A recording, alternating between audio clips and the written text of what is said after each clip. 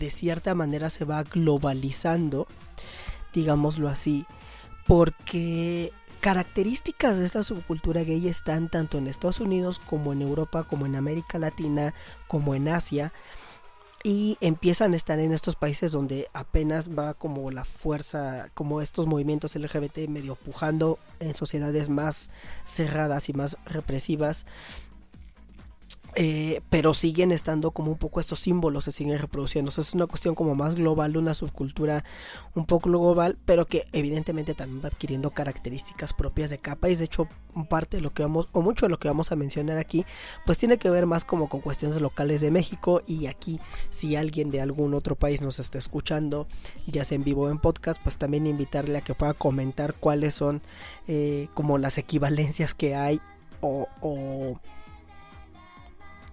de las palabras que vamos a decir, o sea, aquí no abordamos una y allá sí lo tienen, o al revés, ¿no? Esta cuestión de lo gay, bueno, les digo, empieza a surgir a partir de los 60, 70 con estas luchas por los derechos, pero al mismo tiempo también esta identidad se va creando poco a poco. De esta identidad es igual, o ha sido, o es como exitosa en cierta medida, porque si ustedes se dan cuenta, pues en realidad toda la comunidad como gay muchas veces no tenemos absolutamente nada en común más que el hecho de lo gay, ¿no? Pero de ahí en fuera hay muchísimas cosas que se puede diferenciar: el estatus social, la educación, la nacionalidad, la lengua, la religión, las ideas políticas. Muchas cosas pueden diferenciar, pero a pesar de todo eso sí se va creando esta identidad, esta subcultura, a diferencia de otros tipos de subcultura, por ejemplo como la contracultura de los 60s, que también era muy homogénea, pero al final todos tenían más o menos clara como una ideología política, una ideología social. Aquí no, aquí es muy distinto. Al final igual, por ejemplo, en las contraculturas o en las subculturas juveniles, la mayoría son estudiantes que están como viendo su identidad, porque es precisamente tienes el tiempo y la capacidad de estar pensando tu identidad cuando eres estudiante. Entonces hay como ciertos rasgos también comunes, pero aquí sí es una cosa muy homogénea, y a pesar de eso esta identidad gay tiene muchísima cohesión, sobre todo a nivel simbólico y a nivel de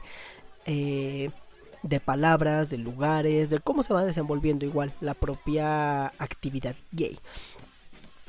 De hecho, y yendo por ejemplo a los símbolos, que los símbolos aquí es una de las cosas que se convierten en importantísimas dentro del mundo gay. Pues primero empezar por la palabra en sí, la palabra de lo gay, que es lo que con lo que una de las partes importantísimas de esta identidad gay es precisamente el nombrarlo con esa palabra. Y esa palabra se utilizó en contraposición al homosexual o al homosexualismo, que era un término más bien médico, psiquiátrico. Esta palabra de gay, nada más hablando como un poquito del origen, es una palabra, tiene un origen también muy interesante y muy irónico, porque es una palabra se cree, o sea, donde se ha rastreado, es una palabra que viene de una lengua, de un idioma que se llama occitano, que es un idioma que se habla en el sur de Francia todavía. O sea, no es una lengua muerta, todavía hay gente que lo habla, es el occitano. Han de cuenta, es una como que una transición entre el catalán y el francés, por ahí en medio está el occitano. De ahí esa palabra, ellos tienen una palabra que se llama gay o gay, y que significa algo así como alegre, como vistoso, como colorido, y esa palabra quedó ahí, ¿no? Esta palabra existe en esa lengua desde hace mucho tiempo, y los anglosajones, los ingleses particularmente, toman prestada esa palabra, pero la tomaron prestada de una manera hasta cierto punto peyorativa, porque eso como colorido, vistoso y lo que era, eso lo empezaron a apodar como algo afeminado, o como algo muy banal, o como algo muy tonto. Eso en tiempos por el siglo XVIII, XIX, sobre todo a finales del XVIII, XIX, y se lo aplicaban a los franceses mismos, porque Inglaterra y Francia se odiaban en ese entonces, ¿no?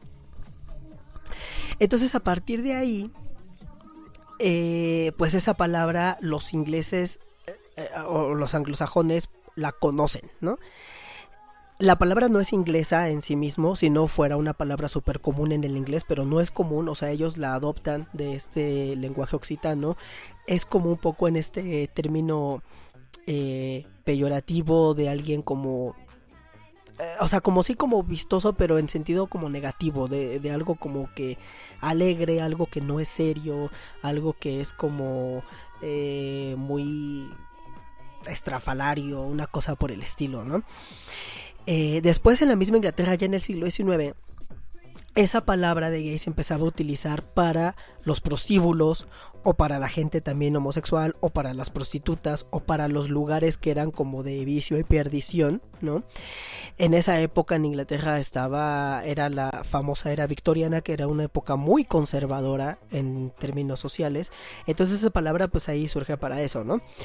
Esa palabra pues igual se traslada a Estados Unidos, pero es una palabra de uso no común, o sea, era una palabra que sí significa eso, pero no era tan común.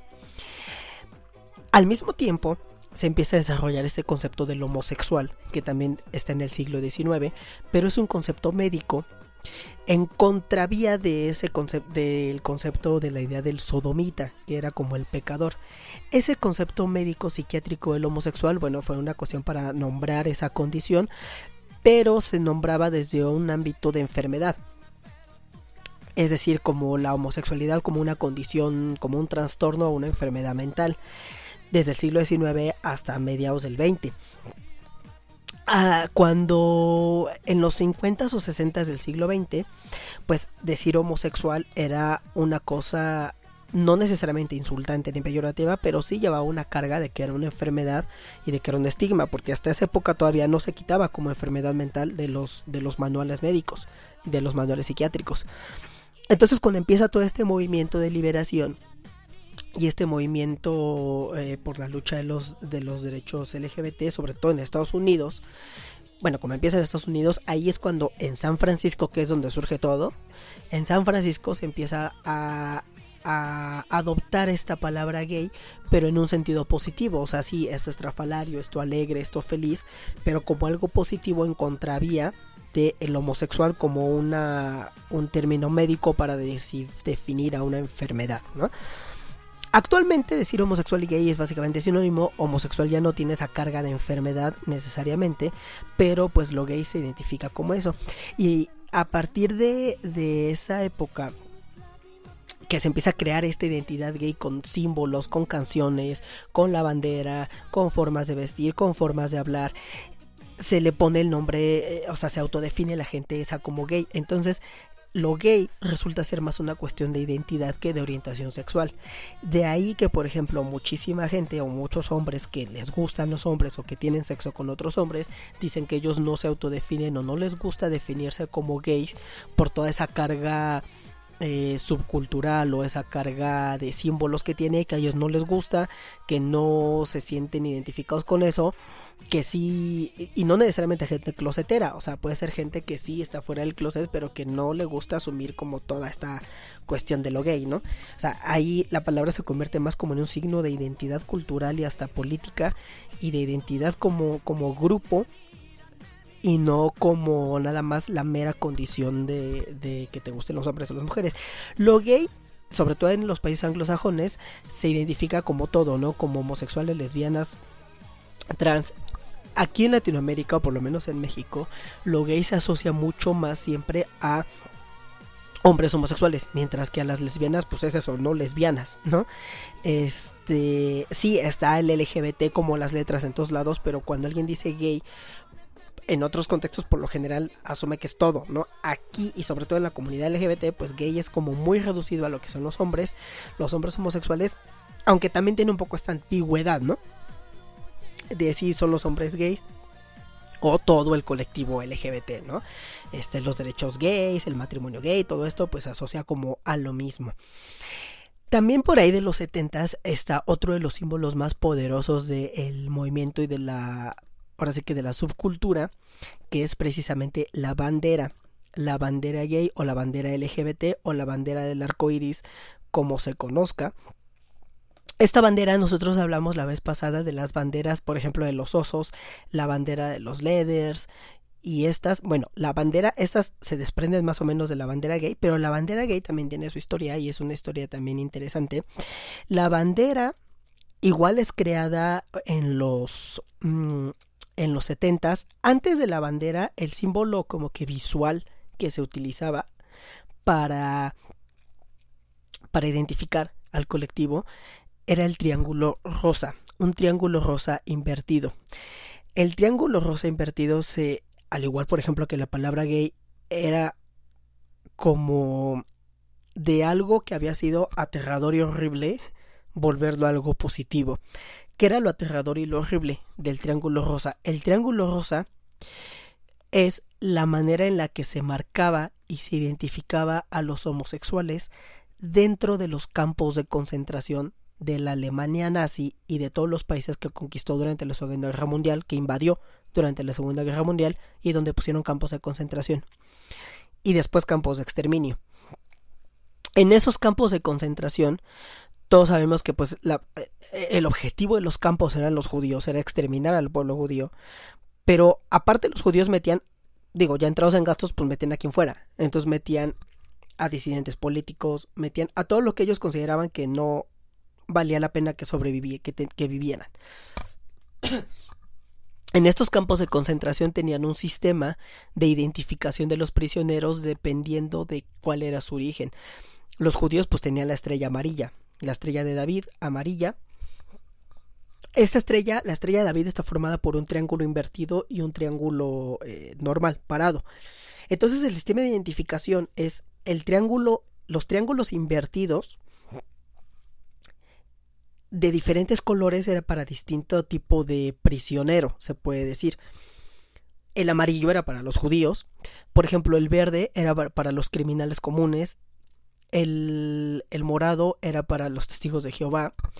Había inclusive uno que era para republicanos españoles que también estaban metidos ahí. Había uno rojo que era para prisioneros políticos. Y había uno, por ejemplo, otro cafecillo marrón era para el pueblo gitano, que también lo exterminaron. Si aparte de eso tú eras judío, o sea, aparte de ser rojo, aparte de ser republicano español, aparte de ser lo que fueras judío, ya te completaban la estrellita con otro triángulo. El triángulo, habría un triángulo negro invertido que era para las mujeres que eran, pues que iban en contra de la norma, ¿no? Mujeres que usaban anticonceptivos, mujeres que fueran prostitutas, que fueran lesbianas, cualquier mujer que no fuera el prototipo de mujer. Y el triángulo rosa era el triángulo para los homosexuales. Dentro de los campos de concentración también, como dato curioso, había jerarquías y los homosexuales, los del triángulo rosa, eran los que estaban hasta abajo de todos.